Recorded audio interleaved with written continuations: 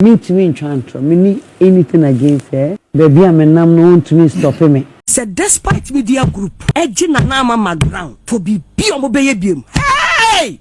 They will be dead in my hands. Me who will be out? I said don't see. I'm far gone. I don't go back to issues. Nama Mcbrown, yes, no, your faces of product in this hand, Yamano.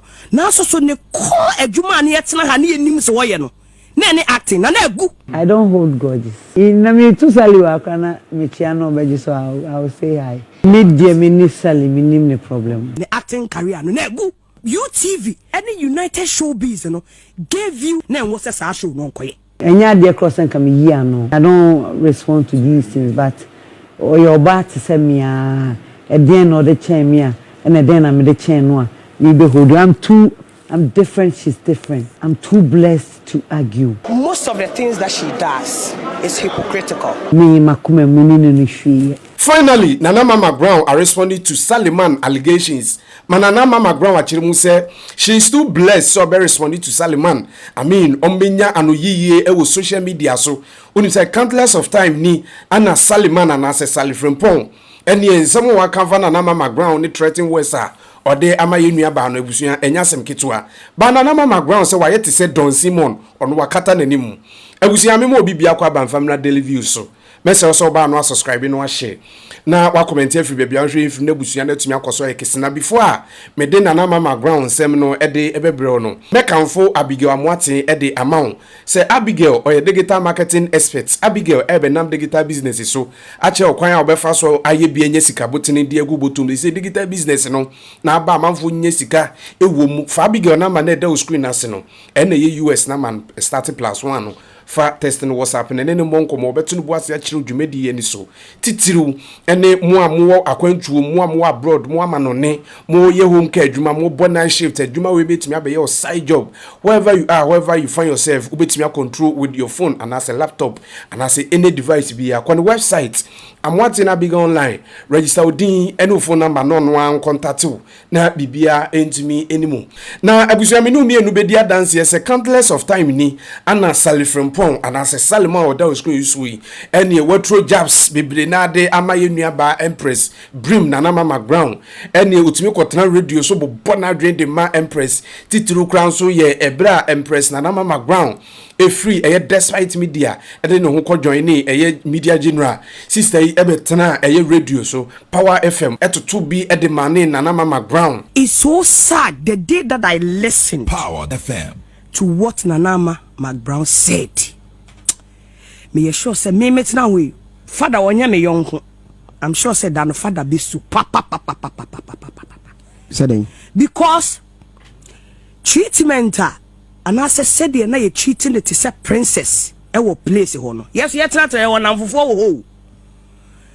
People were complaining how on single-handedly na you treating no versus omwa no ma ye adwuma e wo ho acha sa treatment no ye ma won bi nti akake ye namfofo a omo wo ho mo ye kan niama eto yasomo nti se panimu wa industry mu bet say 20 something years na panimu afri baby a panimu akogina baby ka say na a holy land mi jena ya holy land ana ha say ya kire say Power kasai one kasai ajingo holy land no kind of one na ukase na ha na mabet na the holy land. What's wrong with that? No problem. What is wrong with that? There's everything wrong with it. Why? It wasn't, I want to use the right word. It wasn't a matured way of speaking. No. Baby of I don't care baby of free, but because the backstory, me, I'm not in the known to it. But the minimum say, would you be here, Juma? Now, person won't free Juma Mumpa. There are certain statements and what's a wonka. Ebusuya enya no nko a ebiem nso one Zion Felix ya blogger one no etwetwe nkomo e ma sister ye friend Sally Frimpong na Sally Mann ebobo na adwen edema eye Nana Mcbrown. Nana Mcbrown, why she has sent you to come and ask me? No, I'm asking you. I don't have an iota of problem with her. What was there? She's She's not my friend. She's not my family member. She's an industry person, just like you are an industry person.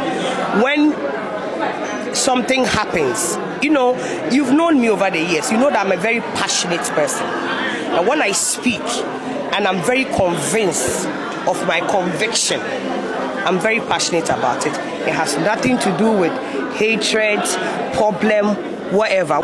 However, I think most of the things that she does is hypocritical. Most of the things that she does is hypocritical. And I'll leave it at that. She's a hypocrite. Now, we met her after all your commentaries Yes, about her. now, I've met her. I met her somewhere.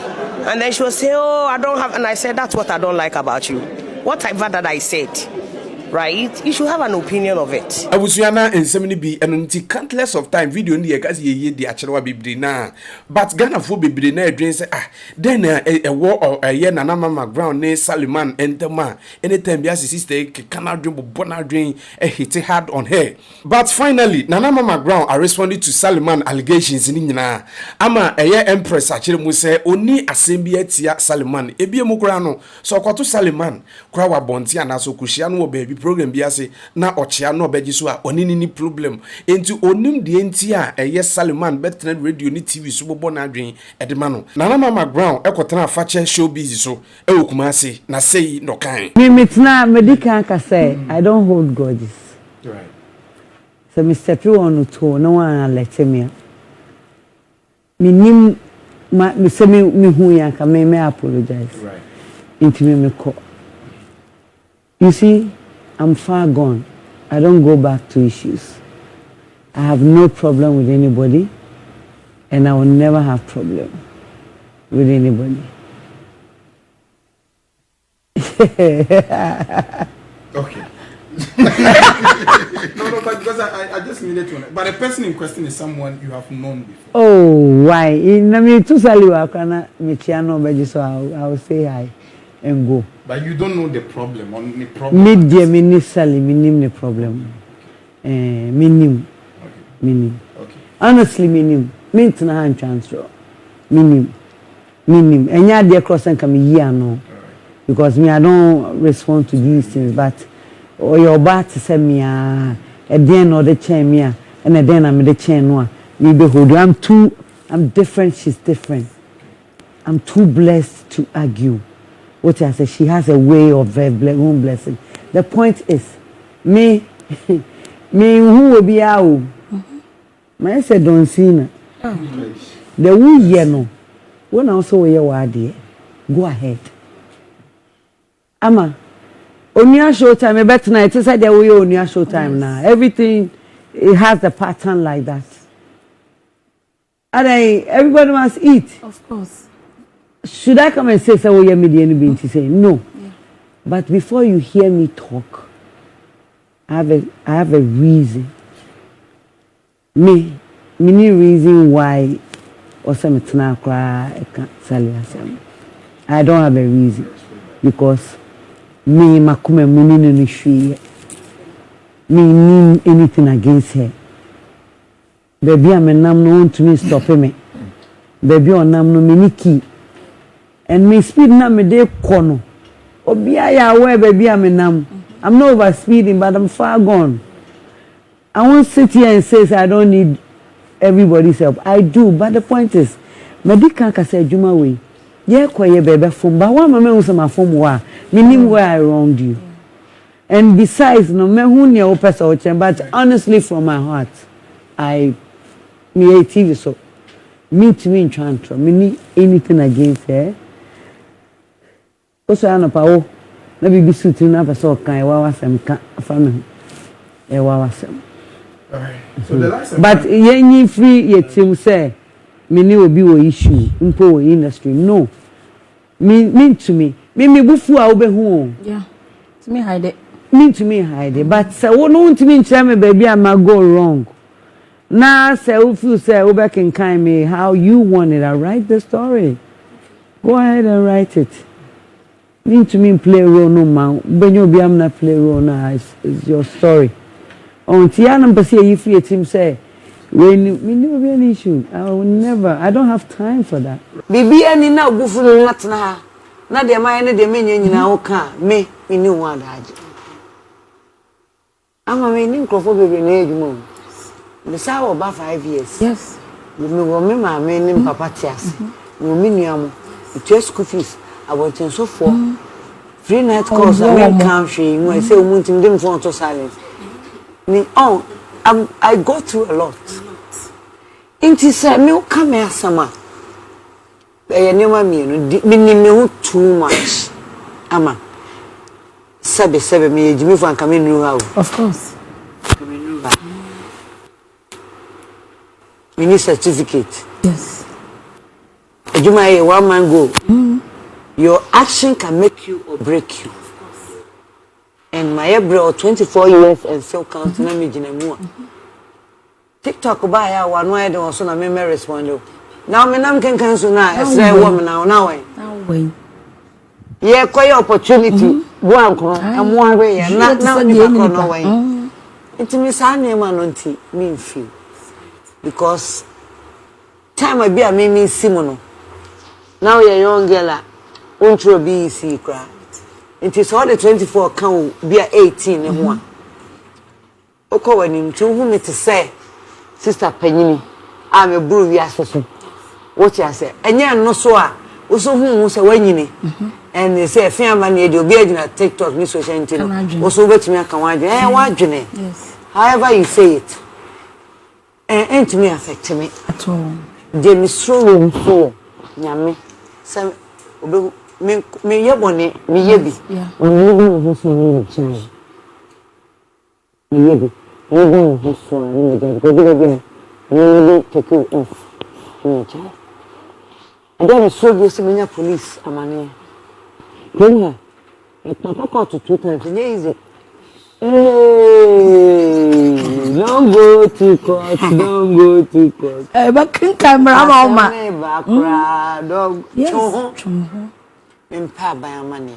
So menya by money dia wo mi no nya issue e betumi sie yes. Ubu for 3 months the 4th man shall be fine. Okay. Nti I feel say abrabo ni bibia mu so hwe no beba. O say otumi gina. Tough times they go through am na ubi some questions to say they woni answer.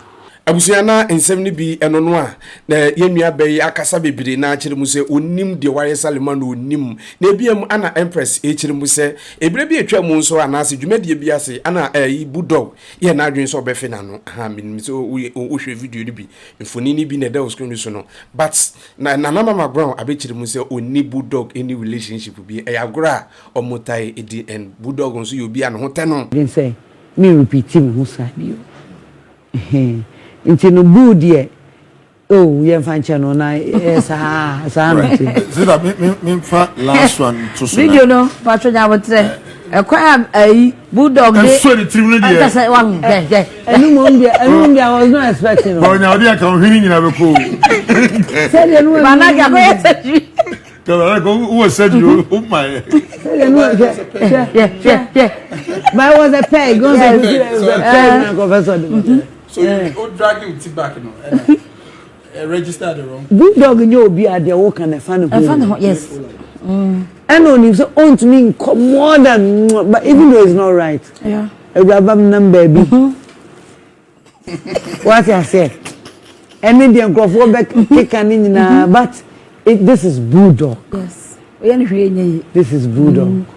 And I mean no good ye be to say hag any adene Abusiana na Mcbrown ensem ni bi enono a osonfo dankwasi prince madweta ho kakra de abrewa sisi ade yenya yahonti ase se na Mcbrown eni Sally Mann any grudges so ni ntokwa beef bi eni omuntem nti sister no na bi oye na ade a onfa ne din enidi abusia bekwaso de ne ade akiri ye beto fom bi aba no yɛbɛma ahwɛfoɔ ne yɛtiefoɔ ahu deɛ kɔ ɛne deɛ ba mɛsrɛw sɛ woba wa subscribe wa share wa comment ɛfiri baabi ahwɛ ɛfiri na busua no atumi akɔ so ayɛ kɛse na before mɛkra mo amene akɔ no mɛkamfo Charistic Company Limited ɔmo nduro ɔmo de abedwama nso nipa bibiri na edi ho adanse yɛfrɛ ne Zamisha ana zaade capsules so de amount sɛ ɛbɛ infection bacteria bi abɛgye nipadua na kɛntɛn so ba edun fit kwachi out ya wote pains ɛwɔ wayɛ ase ma efie no mfidua no bro no so bi atumi te honka ɛyɛ waduro ɛne Zamisha ne zaade capsules infertility ulcer prostate problems ya bɔne awan we bi gu anum asɛ ntra ma yade